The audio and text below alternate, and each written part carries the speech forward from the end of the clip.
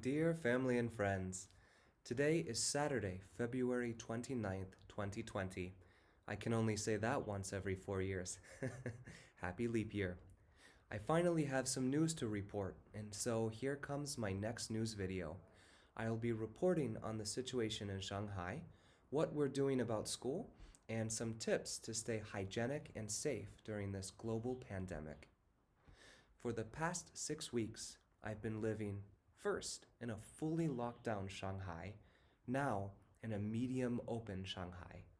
To be safe, I've only been out in public 3 times since the epidemic started. Living in the shadow of COVID-19 has become second nature by now. Although the virus is affecting our everyday lives, we are doing our best to carry on as normally as possible. In the past 2 weeks, the Chinese New Year holiday has come to an end, and people have been returning to work in waves. Those who can are working from home. Those who cannot work from home are taking necessary precautions when they go out in public. Shanghai feels like a relatively safe place to be in China. As of today, there have only been 337 reported cases in the city, about 82% of which have already recovered. First, our return to school date was pushed back by a week to February 17th. Then it was pushed back another 2 weeks to March 2nd. Schools are still locked up tight and access is extremely restricted. However, come Monday, we're back to teaching and studying via online classes. I'm a bit nervous to make my China teaching debut on the internet. I'd much rather meet my students in person, but this is a necessary precaution to avoid the chance of spreading the virus within schools. Online classes will last at least 2 weeks, at which time the local government will assess whether to extend the online classes or deem it safe to physically re-enter school grounds.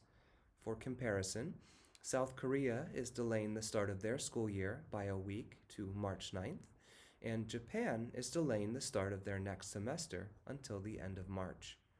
This semester, I'll be teaching 10th grade literature and 12th grade research and composition. Before continuing, I want to make a disclaimer. I don't want anyone to panic or feel despair. The best strategy is to stay calm, be informed, be prepared. Mainstream media are strongly influenced by political and economic factors, so their reporting is sometimes incomplete or favors the economy over personal health and safety. For the past 6 weeks, I've been spending between 30 and 45 minutes a day reading and listening to both mainstream and independent media about the COVID-19 pandemic. Again, stay calm, be informed, be prepared. I wanted to share some basic facts about COVID-19 to fight some of the false stories out there. COVID-19 may not be compared to the flu. It's a false comparison. COVID-19 is much more dangerous in several ways. COVID-19 is more infectious. Its R naught is estimated to be over 4, while the flu's R naught is 1.28. COVID-19 is more fatal. Its case fatality rate is 3% or higher. The flu's is 0.1%. COVID-19 is more complicated. It has a serious complication rate of about 20%. That means cases requiring an ICU bed, while the flu's is less than 1%. Finally, COVID-19 doesn't have a vaccine yet.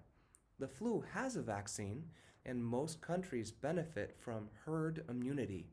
Enough people are vaccinated that the virus cannot spread easily. COVID-19 can spread like wildfire if left unchecked. In conclusion, COVID-19 is more infectious than the flu, more fatal than the flu, more complicated than the flu, and unlike the flu, does not have a vaccine. That is why health workers in China are wearing so much protective gear and common surfaces in public are regularly being disinfected. You wouldn't wear a hazmat suit if this were just the flu. I'm a bit worried about the situation in the United States. Earlier this week, only 3 out of 50 states were able to test for COVID 19. As of yesterday, only 12 states were able to test.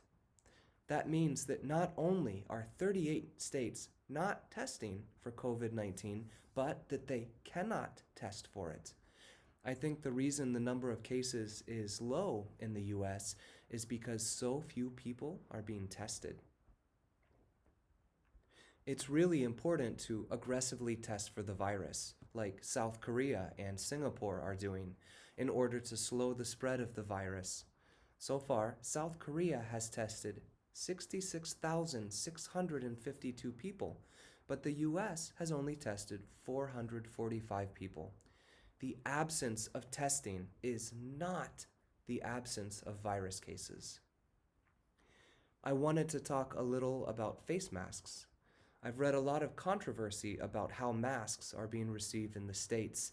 I even read, to my horror, a doctor on CNN who said it's not necessary to wear masks.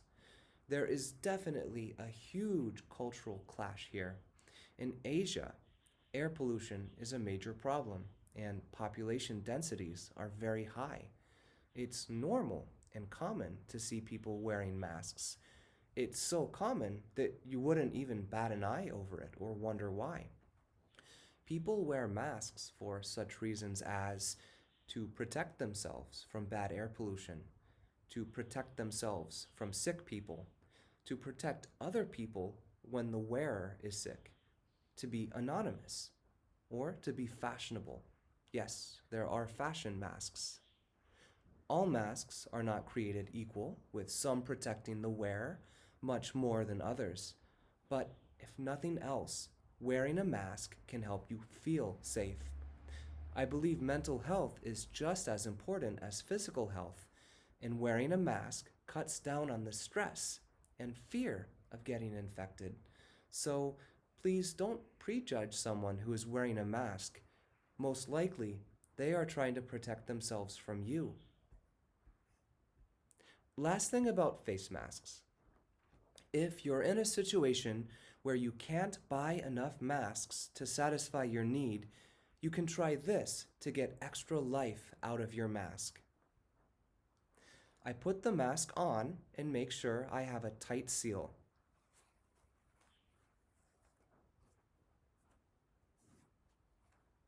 Okay.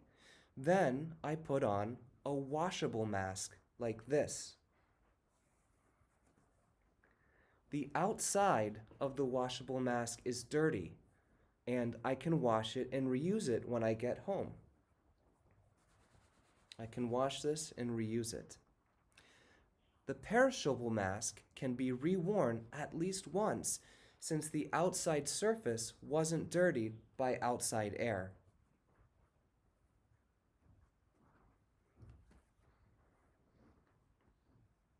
I mention this tip because a lot of stores are selling out of masks, and there are a lot of shortages, especially here in Asia. Finally, here are some general hygiene tips to follow to keep you as healthy as possible. Wash your hands with soap and wash them often. Especially wash your hands if you've just come in from school, work, or any public place. When you turn the faucet on and pump soap, use the top of your fingers or the back of your hand to avoid your fingertips contaminating the faucet.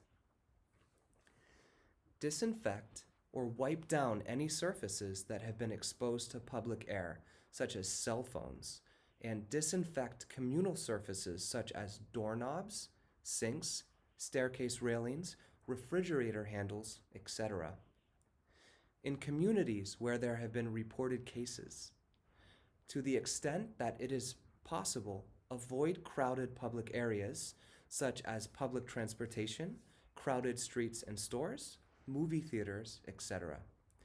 If you have to sneeze or cough, cover. Don't sneeze or cough into your hands, from which you can spread contagion, but rather cough or sneeze into your bent elbow. If you sneeze or cough into a tissue, throw it away right away. If you think you have a contagious illness, self-isolate. Do not go to work or school. Wear a mask if you must go out in public. Finally, stock up on essential supplies. Build a deep pantry. Try to have at least 2 weeks' worth of food, water, medicine, and anything else you need in case there is a lockdown or supply scarcity in supermarkets. I'm sorry this news video was so serious. I felt that there was a lot of important news that I wanted to share with everyone. My goal is to make my news videos shorter and more frequent. Eventually, I'll start meeting that goal. I promise my next video will be much lighter toned. Also, please ask me your questions about China. I'm happy to explore topics that are of interest to you. Since this video ran a bit long, I'll start answering questions in my next video. Wherever you are out there, stay calm, stay healthy, stay happy. Chat with you all next time. Matthew out.